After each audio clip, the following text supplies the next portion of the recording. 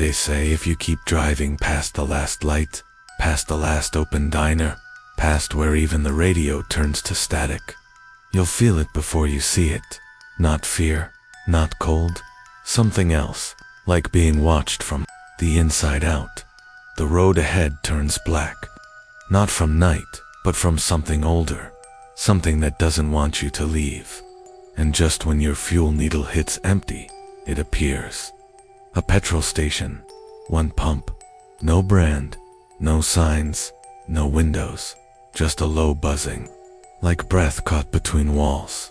People don't talk about it, not anymore, but I will, because someone has to. It happened in 1991. A man named Carl, his wife, Miriam, their 3 kids, Josh, 11, Sarah, 8, Ben, just 4. They were on a road trip, heading toward a lake house near Pine Hollow. They never made it. The last transaction on their credit card was for $32.12. Pump number 1, at a station that doesn't exist anymore, a station that doesn't even show up on archived maps. Police found their minivan parked neatly next to the pump, doors locked, keys in the ignition, windows closed. Inside, everything was untouched. Snacks still, sealed luggage in the back. No blood, no struggle, no footprints, no sign they ever stepped out. Except one thing, a cassette tape in the deck, halfway played. No music, just a man's voice, unfamiliar. He whispers, "You feed the road, or the road feeds on you." Then static, then ... something else, like someone breathing underwater. Then silence. Carl's mother years later still leaves a candle burning in her window every night. Says she dreams of them, standing at the pump, too afraid to move. Eyes wide, like they're seeing something she never will. You can call it myth, urban legend. But the file exists. The police report exists. The receipt exists. This isn't a ghost story. It's a gap. In time. In logic. In something we weren't meant to understand. And once you know it, once you hear it, you start seeing the lights too, even when you're just trying to sleep. They say the land wasn't always cursed, but that's a lie. The trees knew before we did. The birds left long before men built roads. Long before they laid concrete. Long before the gas pump ever stood there. The soil was red, rich, thick, wrong. In 1897, before the road even existed, there was a single house there. A cabin, made from hand-cut lumber, sun-bleached and crooked. A preacher lived in it, Ezekiel Morrison, and he had 2 daughters, twins, 9 years old. The town of Pine Hollow barely spoke to them. The girls weren't right, not sick, not evil, just off. They spoke in whispers when no one was there, drew maps of places no one had seen. And once they told the pastor's wife the day she'd die. They were right, to the hour. 3 days before the cabin burned down, one of the girls wrote something in the dirt, near the well. It was in a language no one understood, but decades later, when a linguist studied it from a recovered photo, he said it matched an ancient dialect from burial rites in Kentucky. Then came the fire. All that was left was Ezekiel's Bible, half burned, and a page inside that read, "They don't sleep under the ground. They wait inside it." After that, the place was silent, dead land. No one built there again until 1956, and when they did, they didn't dig deeper than 5 feet.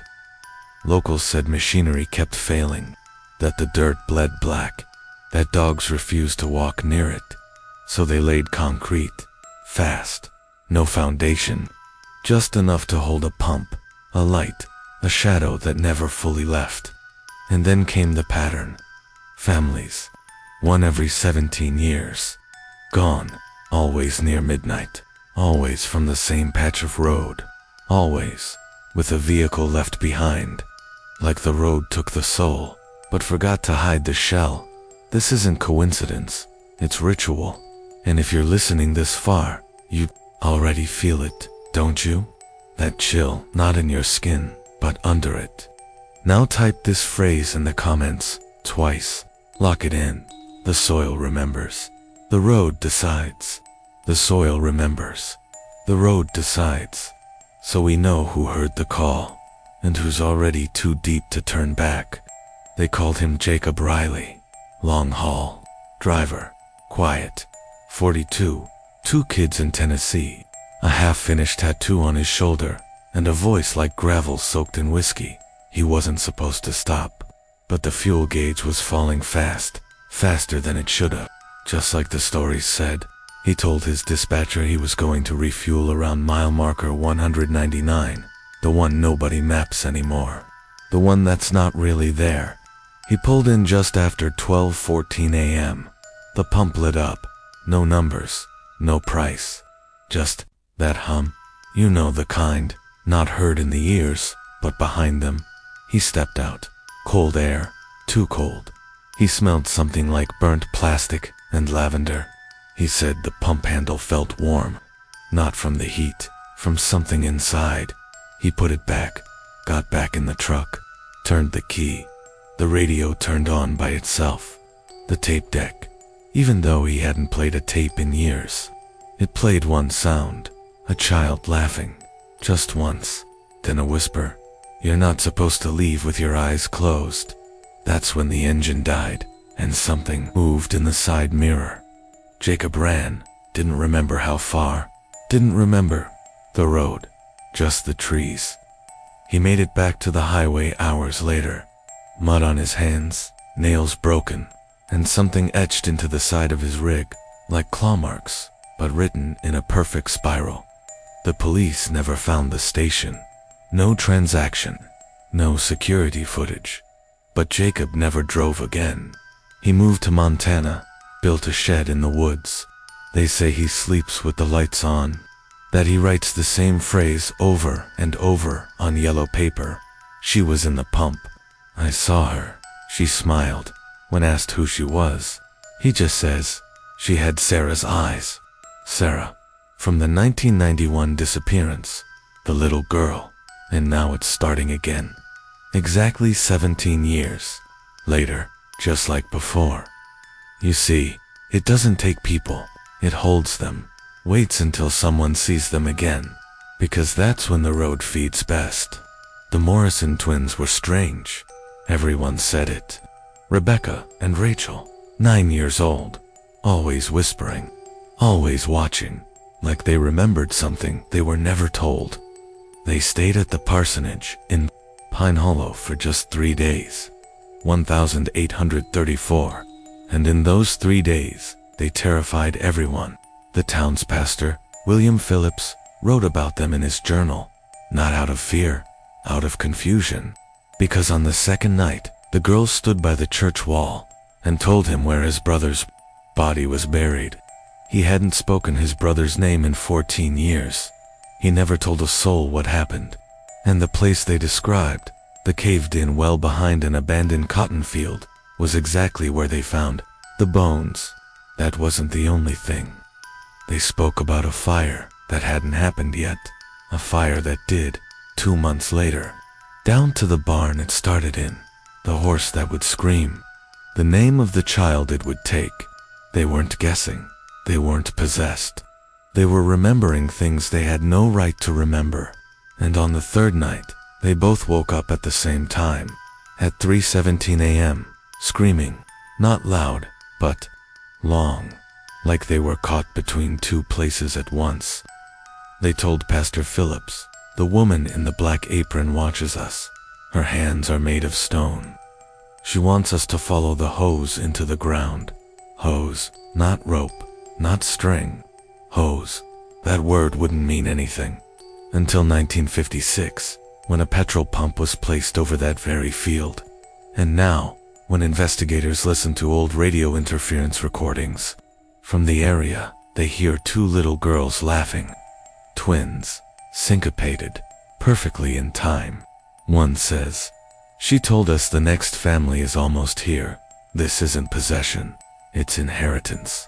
This thing, whatever it is, it's been choosing families for generations. The twins just saw it early. And maybe that's why the fire came, to erase what they saw.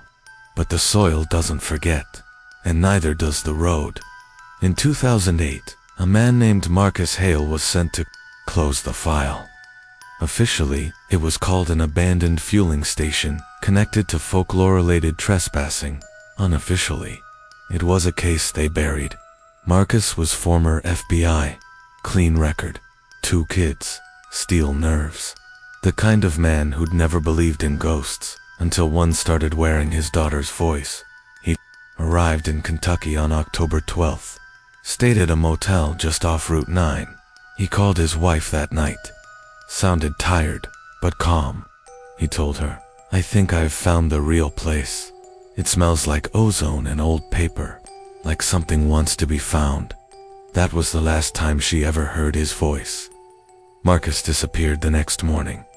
No signs of struggle, no blood, no tire marks. But on the motel mirror, written in fog, were the words, "She sleeps in pump number 2. 6 days later, he was found, wandering barefoot, 6 miles from the gas station site, covered in cuts. No ID, no phone, no shoes, just a child's drawing clenched in his hand.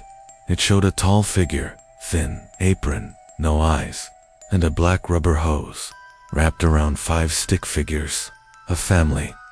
When asked who drew it, Marcus said, "I didn't.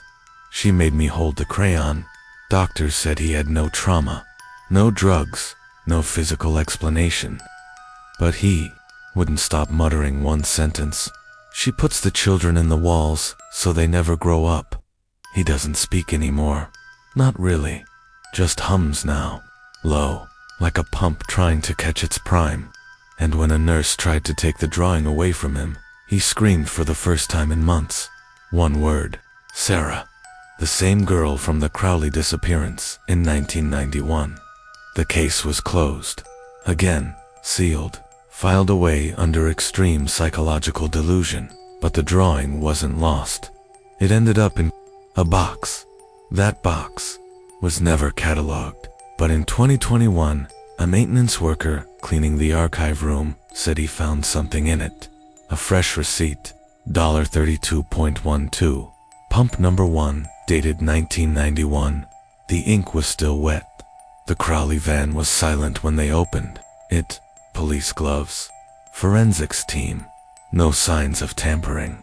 The engine was cold. The car was clean. The only sound was a cassette. Halfway played, worn, labeled in black marker. Kids mix. But it wasn't music. Not anymore. It started with the sound of laughter. 2 children, high-pitched, happy, then a breath. Long, slow, and 2. Close to the microphone. Followed by a whisper. "Mommy's hiding in the pump now." Then static. No rhythm. Just waves. Like something pulsing behind glass. And then a voice. A man's voice. Whispering. Calm. To clear. "You don't need to breathe if you stay quiet." Then footsteps. On gravel. Crunching. Measured. Then silence. For 2 minutes. and 12 seconds. There was nothing. Not even the hum of the van's AC. Just a strange, vibrating frequency. One investigator, Lisa Grant, played that part on loop. She noticed something. In the vibration were patterns, not random, intentional. She ran it through software, slowed it down. It translated into 5 words, in a repeating loop. They belonged to the hose now, and on the exact timestamp where the loop ended, you could hear a child speak. Clearly, it was Sarah, the youngest Crowley. She said, "He's standing by the pump again, but this time, he's not wearing Daddy's skin." No one has been able to explain how her voice was recorded. The tape had no electrical interference, no splice, no layering, and when the family's cousin listened to it, he collapsed, said he saw the pump, but the pump wasn't metal. It was made of skin, breathing. It exhaled smoke every time she laughed.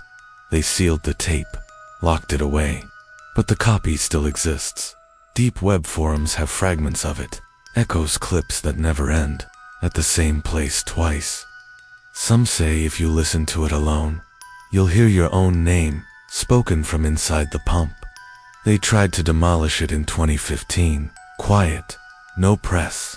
2 men, 1 excavator. Midnight shift. The company was out of Illinois, contracted for silent removals. No paperwork, just a promise to make the place disappear. But it didn't want to go. They removed the metal pump first. Bolts came off too easy, like the thing wanted to be let go. But when they broke through the concrete pad, that's when the bleeding started. Not oil, not water, something thicker, blackered, pulsing from the cracks, as if the foundation was alive and wounded. One of the workers, Daryl Keys, he slipped, fell face first into the hole beneath the pad. They pulled him out screaming. His skin had handprints, not bruises, actual prints, like dozens of child-sized palms had pressed into him from beneath the earth.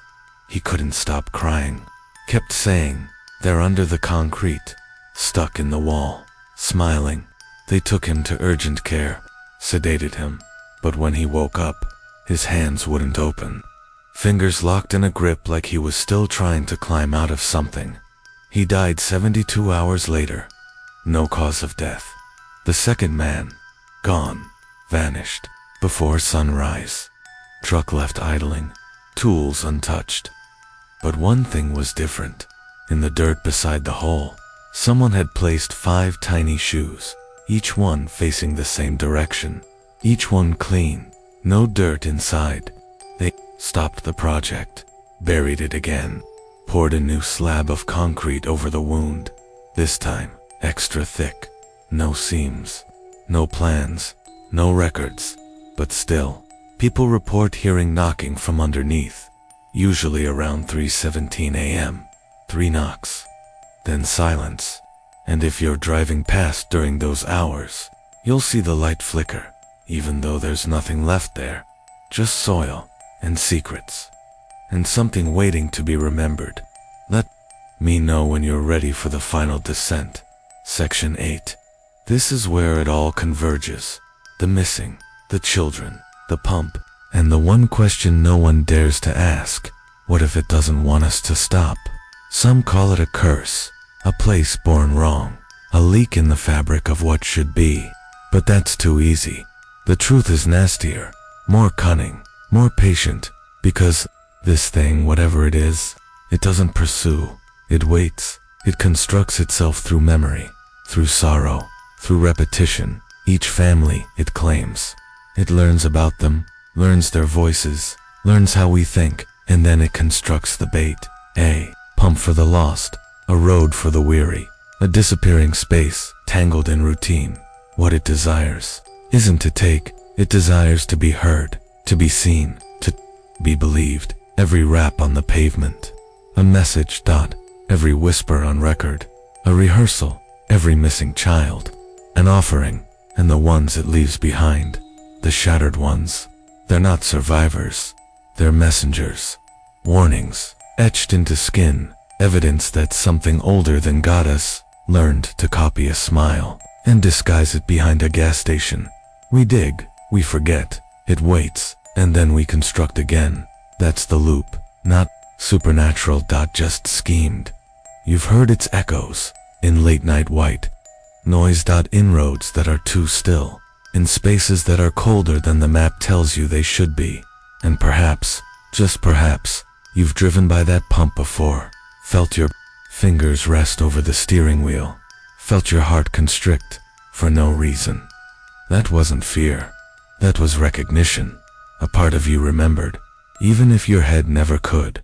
Because this tale, it's not about the Crowley, not about the twins, not about the fingernail-less man or the girl in the wall. It's about you and the fact that if you've heard this, really heard it, then something already knows your name, and the next time you drive past that piece of road, you'll hear the pump click, even when the tank is full, even when nobody's around. Remember the phrase. Say it again, now, If you get what this actually was, the soil remembers, the road decides. The soil remembers, the road decides. Comment it, speak it, etch it into your mind, because when it calls again, and it will, you'll want something to hold on to, even if all that's left is the hum and a hose waiting in the dark.